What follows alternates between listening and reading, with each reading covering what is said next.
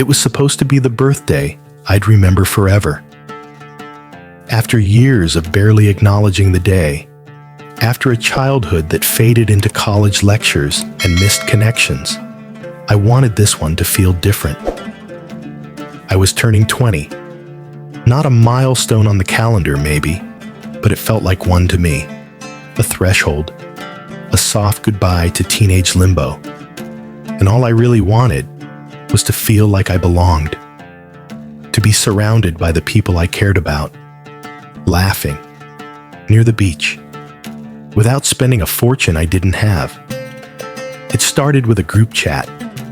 8 of us, some friends from university, others from back when life was simpler. We'd grown apart over time, scattered by classes, part-time jobs, long nights and longer silences. But I thought maybe, just maybe, this trip could pull us back together again. The first idea was a beach hotel. Something nice, relaxing. We looked, browsed, dreamed, and then reality hit. The prices were ridiculous. Most of us were still scraping by on scholarships and side gigs. A luxury resort wasn't just impractical, it was impossible. So I offered another idea: Airbnb. Affordable, close to the water, big enough for all of us. I'd found the perfect place. Cozy, clean, great reviews. I even felt a flicker of excitement, which was rare for me when it came to birthdays. Everyone seemed on board, until Mia spoke. "If we're doing an Airbnb," she wrote bluntly, "I'm not coming." Confused, I asked her why. She didn't hesitate. "They're disgusting," she said. "Not classy. I wouldn't even step inside one. I don't trust that they change the sheets." Her words hung there, sharp and cold. I tried to reassure her. I'd stayed in several before. They were clean, safe. This one had nothing but glowing reviews. I even sent pictures. The kitchen gleamed. The patio overlooked the ocean. It was perfect for us. But Mia doubled down. And suddenly my birthday was no longer about celebrating with friends. It was about negotiating with someone who clearly thought her presence came with conditions. I told her, calmly, I thought, that this trip wasn't about luxury. It was about connection. And if she couldn't be flexible, I wasn't going to bend the entire plan around her preferences. That's when the drama exploded. The group chat spiraled into tension. Everyone disagreed with Mia, but no one wanted to fuel the fire. Messages slowed, silence settled in, and I started to feel like my birthday was slipping through my fingers. Again. I vented to my boyfriend.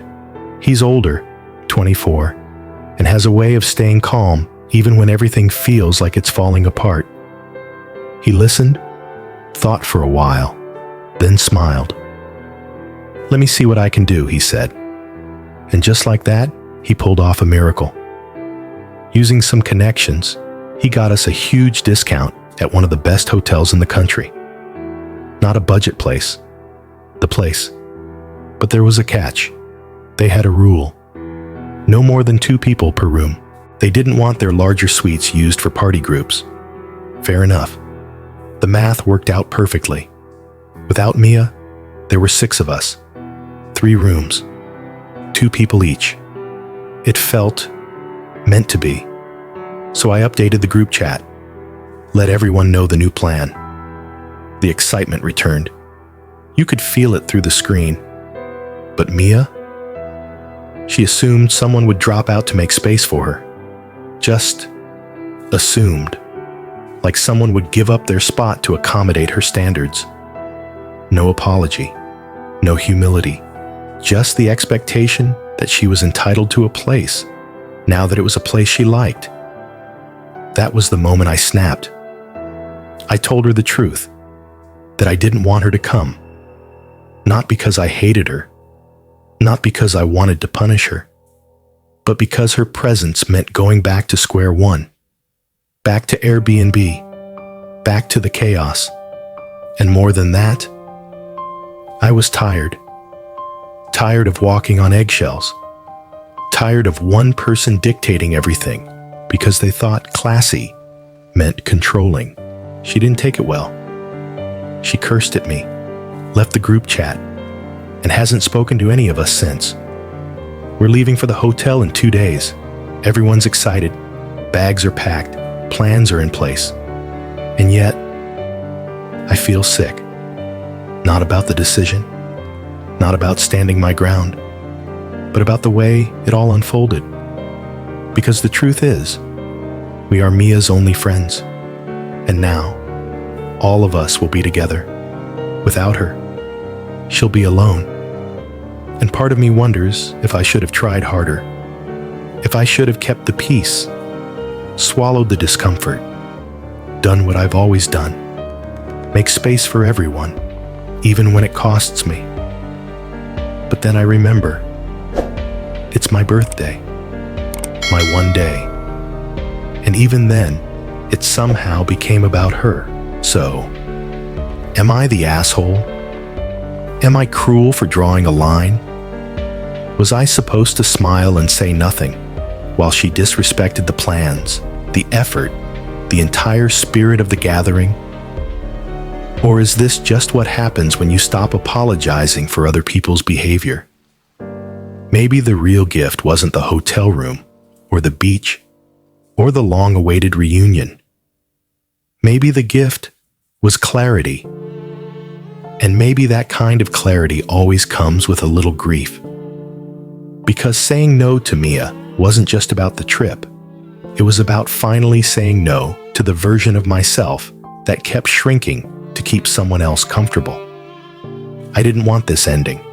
I wanted laughter, memories, maybe even a cheesy group selfie on the sand. But we can't always have the endings we want. Sometimes, we get the ones we need. This story hits deep because it's not just about a birthday. It's about boundaries. It's about what happens when one person holds a group hostage with their preferences, their drama, their unwillingness to bend. It's about how easy it is, especially for young women, to feel responsible for someone else's emotional comfort, even on a day that's supposed to be yours. And it's about how painful, yet necessary, it is to say, enough.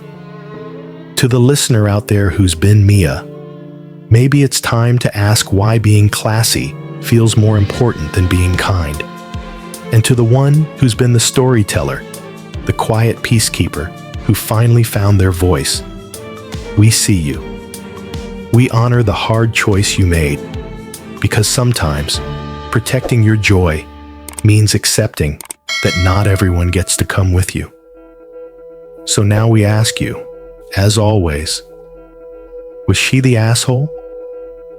Or just a girl trying to make space for her own happiness? For the very first time?